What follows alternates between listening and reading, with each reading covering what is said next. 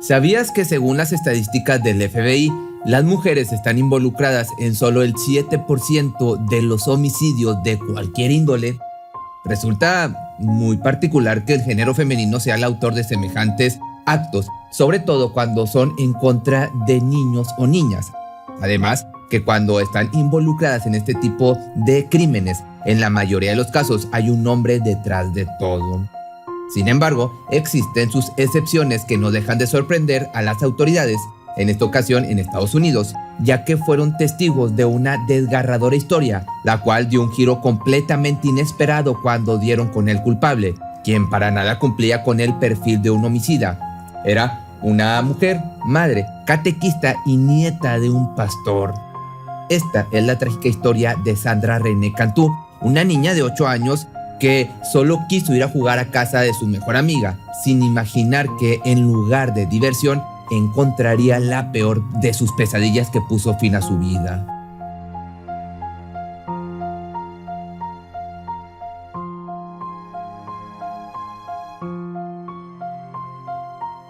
Sandra vivía en el parque de casas móviles Orchard Estate en Tracy, esto es en California, con su familia compuesta por su madre, abuelos y 3 hermanos. En esta ciudad, ubicada a unas 60 millas al este de San Francisco, residían alrededor de 78,000 habitantes. El vecindario se caracterizaba por el ambiente pacífico y seguro que se originaba al ser de muy pocos residentes. Los vecinos se conocían entre sí y resultaba muy extraño algún suceso que atentara contra su integridad. Era muy común ver a los niños jugar en las calles después de la escuela o pasar la tarde en casa de amigos y compañeros de clase, ya que, al ser una zona segura, los padres no ponían resistencia a las peticiones de sus hijos para salir a divertirse. Sandra cursaba el 2º grado en la escuela primaria Melville S. Jacobson. Ahí hizo algunas amistades, pero sobre todo le tomó gran cariño a una compañerita en especial. Su nombre era Madison. Ambas se convirtieron en mejores amigas y compañeras de juego. El 27 de marzo del 2009, finalmente había terminado la semana y los niños podían dejar sus deberes escolares para el día siguiente. Esa tarde, la pequeña de 8 años salió del aula directo a casa de un amiguito que vivía muy cerca, con el permiso de su madre. Convivieron algunas horas y posteriormente la nena se dirigió a regresar a su hogar. Sin embargo, aún era muy temprano y quedaban algunas horas antes de la puesta del sol, por lo que nuevamente preguntó si la dejaban ir a jugar. Su madre, María Chávez, le dijo que sí, mas tenía que volver a la hora de la cena. Acto seguido, se despidió de su familia y salió corriendo rumbo al domicilio de alguna de sus amigas. Pronto pasaron las horas, pero no se tuvo noticia de la menor, algo muy inusual considerando que era una niña muy obediente. Poco después de las 7 de la noche, la preocupación de su mamá aumentaba, así que decidió llamar a las amigas de su hija para ver si se encontraba en alguna casa cercana. Pero todo se volvió mucho más caótico cuando nadie supo dar respuesta a su paradero. María salió a buscarla en los alrededores y no tardó en caer en cuenta que algo no andaba bien. Ella siempre enseñó a sus hijos a no salir jamás del vecindario, por lo que esta situación cada vez se encaminaba a una terrible pesadilla. Minutos antes de las 8 de la noche, denunció al 911 la desaparición. Rápidamente fue atendido su llamado y las autoridades organizaron una búsqueda por todos los rincones de la comunidad. Entrevistaron a los vecinos y revisaron casa por casa sin resultado. Los agentes sabían que las primeras horas posteriores eran cruciales para encontrarla con bien. Solicitaron la imagen de una cámara de seguridad y solo así pudieron detectar la primera pista. Encontraron un video captando los últimos pasos de Sandra, que caminaba vistiendo una blusa en color blanco con una Kitty estampada. Pero este dato no brindaba la información suficiente para encontrarla, ni las respuestas de los vecinos que dijeron no ver ni escuchar nada. Parecían atrapados en un callejón sin salida y se solicitó el apoyo de la Oficina Federal de Investigaciones. Llegaron con perros policías, equipos ecuestres, un helicóptero y automóviles todoterreno, extendiendo una minuciosa búsqueda durante los días 28 y 29 de marzo. Pronto los volantes de Se Busca tapizaron las calles. En ellos se describía a la pequeña con ojos color café oscuro, cabello castaño claro y tez blanca. Además, se ofreció una recompensa de $22,000 por cualquier información de utilidad. Aunque, pese a las incesantes investigaciones, nada parecía dar resultado. Entonces se optó por indagar en situaciones inusuales del pasado, surgiendo así el primer sospechoso. Era un hombre de 60 años que residía en la zona. Su nombre era Frank, quien 2 años atrás se había visto involucrado en un incidente con la familia Cantú, ya que fue sorprendido por la abuela de la niña, besándola en la boca y retirando el cabello de sus mejillas con su mano. La perturbadora escena se llevó a cabo en la piscina local cuando la pequeñita solo tenía 6 años de edad. Esto obviamente propició a una denuncia que no tuvo seguimiento. Sin embargo, en esta ocasión fue nuevamente interrogado pensando que podría haber sido él el culpable de lo sucedido, pero el hombre aseguró no estar involucrado y que aquella vez solo trató de ser agradable. Quizá para las autoridades y el resto de la familia resultaba muy desagradable el sujeto y sus acciones pasadas, pero no se le pudo vincular al caso. Abriendo paso al siguiente sospechoso, el padre de la desaparecida, Daniel Cantú, otro hombre con posibles razones para llevársela sin previo aviso, rápidamente descartado por su residencia en México, poco interés en mantener contacto con su hija, considerando que durante el último año había figurado como un padre ausente. De esta manera pasaron 10 días y este incidente mantenía en vilo a toda la comunidad.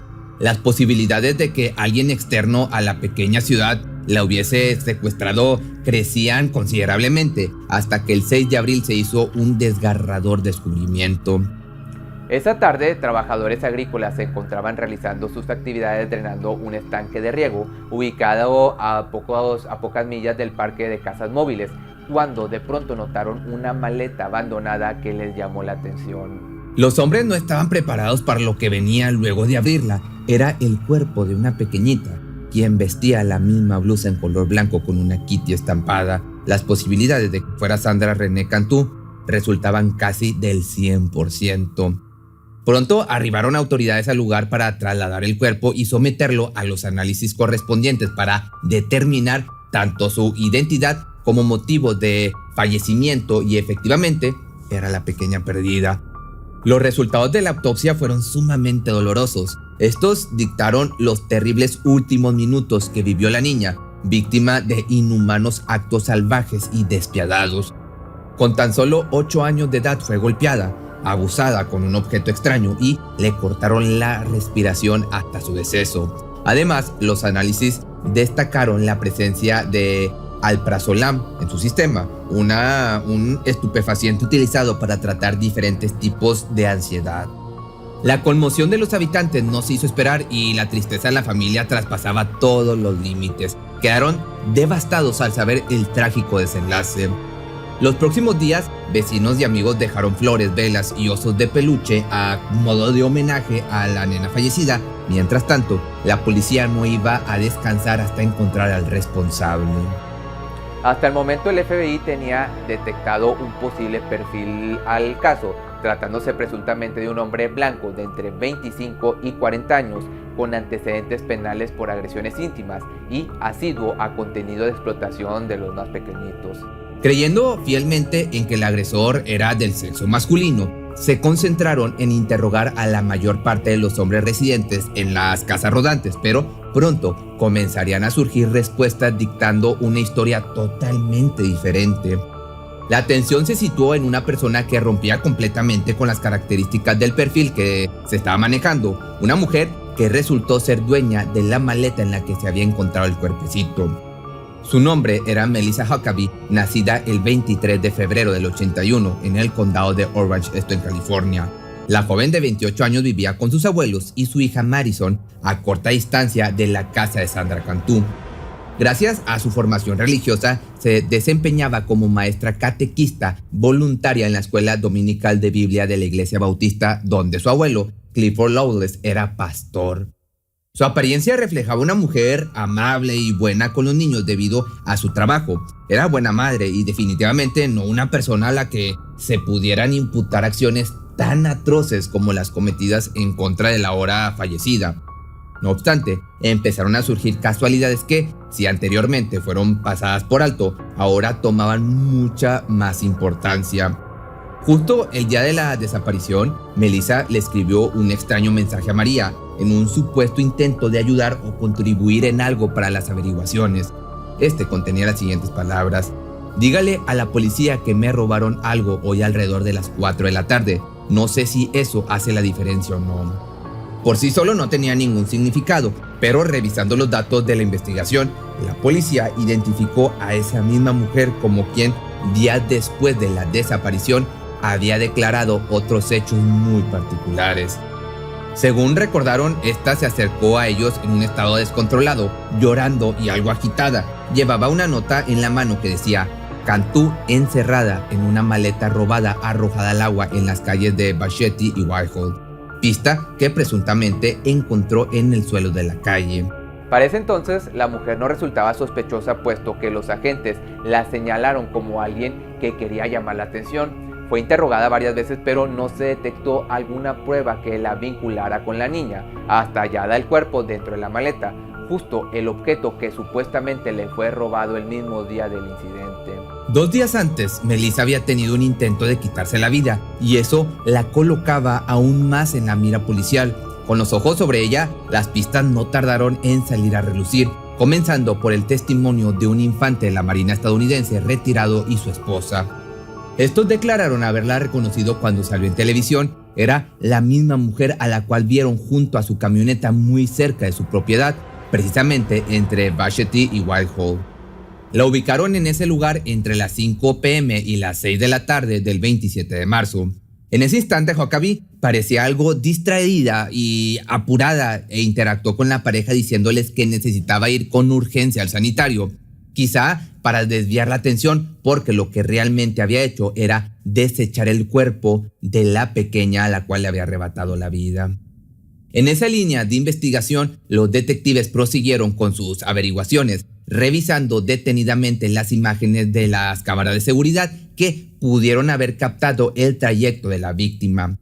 Uno de los videos la mostró alrededor de las 4 de la tarde, rumbo a la casa de su mejor amiga Madison, hija de Melissa Huckabee. Posteriormente, la atención se centró en trazar un camino que indicara la ruta de la mujer para descubrir lo que realmente había sucedido. Las imágenes dictaron que 85 minutos después del último avistamiento de Sandra, la profesora de catecismo fue detectada saliendo de la iglesia donde impartía sus clases. Al cabo de 30 minutos, la misma cámara instalada en el estacionamiento de la iglesia la captó de regreso, y por si fuera poco, justo en ese lapso de tiempo la mujer fue vista en el estanque de riego.